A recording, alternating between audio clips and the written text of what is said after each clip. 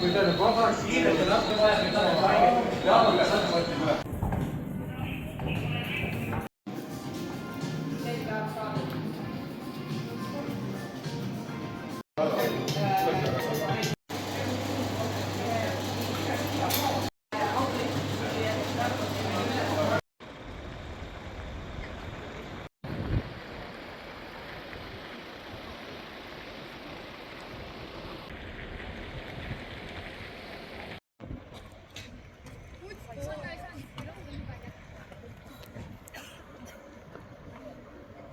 Nüüd sai, aga sai peale.